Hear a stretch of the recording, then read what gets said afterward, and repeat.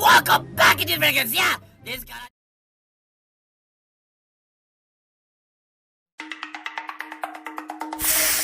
Bosman, gua nggak setuju video lo kemarin. Itu bukan lu banget, itu bukan kita. Demikian suara mitra saya yang keturunan Batak dengan nada keras berkata, lu harus klarifikasi. Kita ini pebisnis, tapi kita bukan oligarki. Emang menurut lu Omnibus Law akan meningkatkan kesejahteraan rakyat? Dia bertanya dengan nada keras. Yang saya jawab, saya nggak percaya. Itu delusi, itu khayalan. Gua setuju, itu khayalan. Nah, lu sendiri yang sejak 6 bulan lalu bilang Omnibus Law produk oligarki. Ya lu harus jelaskan posisi lu dan posisi kita. Sontoloyo, ya Sontoloyo. Kalau Omnibus Law nggak akan mensejahterakan rakyat, ya bilang, katakan. Kalimatnya yang meledak-meledak tersebut membuat saya tersadar bahwa hal ini harus juga dibuka dari sisi Sontoloyo melihat fakta. Apa yang kita lihat? Aslinya apa sih muasalnya Omnibus Law itu sampai harus terjadi? Benar. Banyak pengusaha diuntungkan, tetapi tidak semua pengusaha berhati putih, di mana keuntungannya bakal dibagikan lagi ke karyawannya. Ini yang membuat saya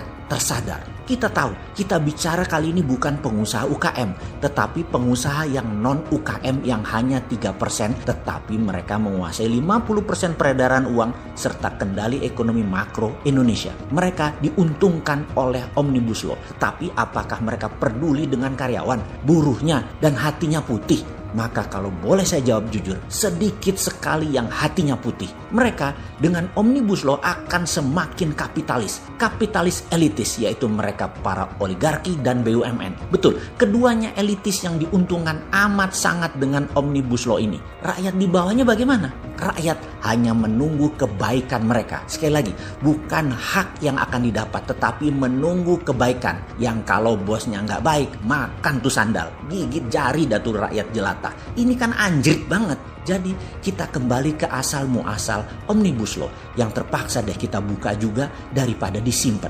Aslinya adalah saat ini banyak pejabat Indonesia terpesona dengan beranda depan negara Tiongkok di dalam membangun ekonomi. Mereka terkagum-kagum dengan halaman depan rumah Tiongkok. Terlihat indah, megah, dan cepat sekali dicapainya kemajuan ekonomi Tiongkok. Aslinya mereka termakan propaganda Tiongkok. Mereka hanya diperlihatkan halaman depannya saja. Tidak dilihatkan WC-WC dan dapur di halaman belakang. Kekaguman dan keterpesonaan ini membuat cita-cita banyak pejabat tadi ingin melakukan hal yang sama di Indonesia. Lalu Tiongkok dianggap kakak tertua dan nasihatnya didengar. Bahwa salah satu syaratnya adalah buruh harus murah untuk kompetitif produksinya. Kemudian juga kendali atas lahan atau land reform, di mana kalau negara memerlukan, maka pemilik lahan sudah tidak ada haknya atau kecil haknya. Di negara komunis yang otoriter, hal ini bisa dijalankan. Namun di negara demokrasi, suara rakyat jadi tertindas. Makanya perlu perlindungan hukum. Dibungkuslah dengan Omnibus Law. Karena itu kita mengatakan nggak akan jalan Omnibus Law untuk mensejahterakan rakyat. Karena tangan besi harus dijalankan. Tidak ada kompromi demi murahnya biaya produksi. Jadi yang diinginkan banyak pejabat sekarang adalah meningkatkan GDP. Dan sungguh meningkatkan GDP belum tentu meningkatkan kesejahteraan rakyat. Ini harus diluruskan cita-cita banyak pejabat tersebut. Memang terlihat manis undang-undang tersebut dibungkus dengan kata dalam tanda petik cipta kerja. Namun apakah pekerjaan nanti akan membawa kesejahteraan atau lebih lagi kebahagiaan?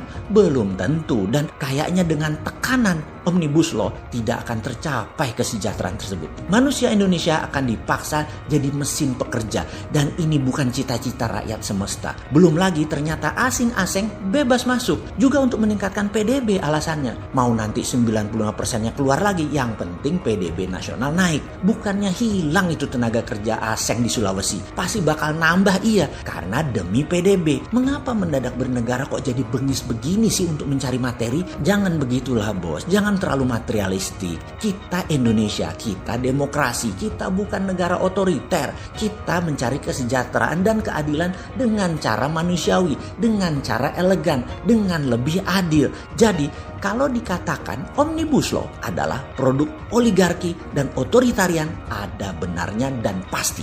Lalu ke depan bagaimana? Saya secara pribadi dan kita rakyat jelata mengajukan saran untuk mencabut Undang-Undang Cipta Kerja atau tunda pelaksanaannya. Sebaiknya kaji ulang lagi demi bangsa dan negara.